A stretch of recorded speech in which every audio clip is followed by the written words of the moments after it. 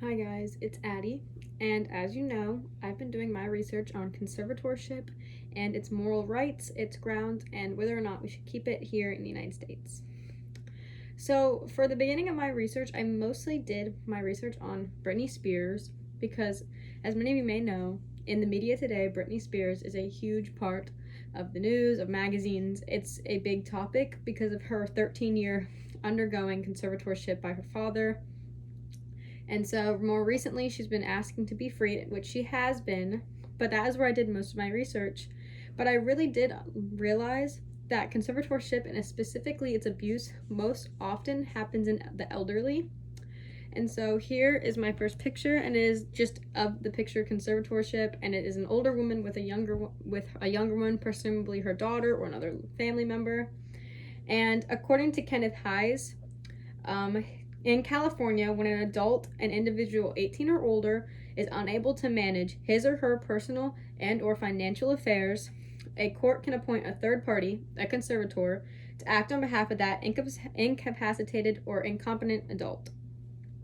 And so by this, I even thought that, oh, it's a good thing. Conservatorship is good, it's going to help, and it more importantly keeps those who aren't competent and are incapable of living on their own safe.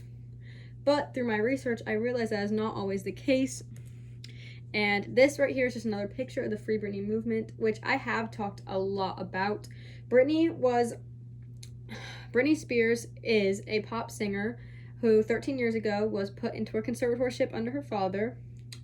And part of what she said was that her legal guardians have dictated where she lives, works, and receives therapy. Spears claimed that she was forced to take medication and prevented from removing her IUD, which I have all previously went on top of. So today I really want to talk about my findings about financial abuse with elderlies. And so more frequently, here's a picture right here. This is just of an elderly woman opening her wallet and having no money. So a lot of the times these elderly actually are incapable of thinking for themselves, living, working, grooming, because of their mental disabilities due to age, health problems, and etc. So a lot of the times, also according to Kenneth Hayes, conservators ignored their conservatees' wishes, particularly regarding the conservatees' living situation, finances, communications, and social interactions, and also conservators lack certification and training. You might think, oh, this is their daughter, this is their loved one, they are perfectly capable of taking care of their elderlies, but that is not always true. Elderlies, although they still have mental conditions and whatnot, they still are people, and therefore they should be allowed to make their own decisions to an extent.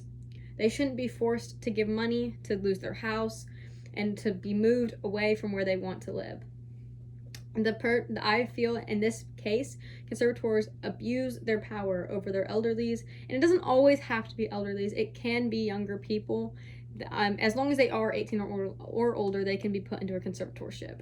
So I also learned from Abigail Abrams from Time magazine that if people are stripped of their rights, they can't learn to make decisions, and that is something that's very important to me, and that focuses more on the younger demographic especially. So basically, if they are stripped from their rights, they can't learn, and that means they can't learn how to take care of themselves, how to pay their bills. It's basically the court saying they are incapable of doing it, which a lot of the time just is not true. I did a lot of research and found out that specifically conservators, a lot of the times the judicial system is for conservatorship, and they do not do the specific research necessary, and they a lot of the times just say here to those that are trying to take guardianship of their elderlies. They don't actually know, and maybe this is because of certain things going on in the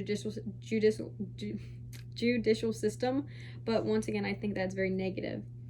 C.J. Caramella said that last year, a Florida guardian for the elderly and incapacitated, Rebecca, I cannot pronounce that last name, was arrested on charges that she filed do not resuscitate orders without her client's permission. At this time, she had been entrusted with 450 guardianships.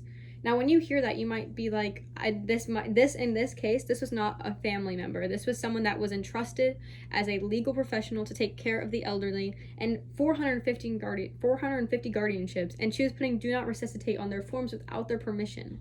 The elderly, although they might not have the most mental mindset of a regular person like me or you, they still deserve the right to decide if they want to live or die.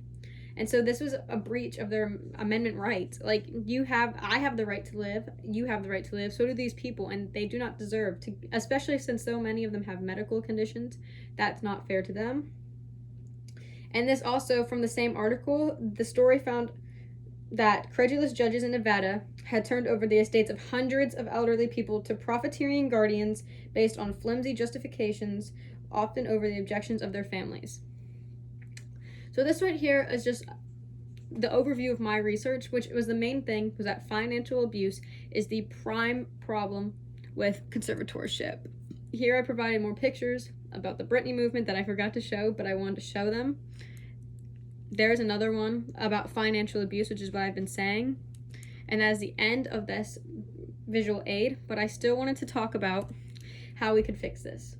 How we could fix this problem is, I believe we need to have more certification for conservators, because it's not just a job that anyone can do. They need to be trained and understand the responsibilities of what they're taking on.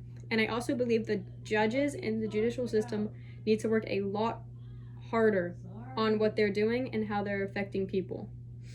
So they need to work harder on how they pick the people that are doing these jobs, because it's on the judge's hand to decide who is fit to take care of the elderly or the incapacitated, and it's also their job to make sure they are safe. And so when they do not do this, they are affecting them negatively, and it is negligence on their half. So they need to work on that, in my opinion, and that we need just to overall review the judicial system on conservatorship, and hopefully that'll help the elderly is incapacitated to have more rights and overall a better living situation for all of them. Thank you.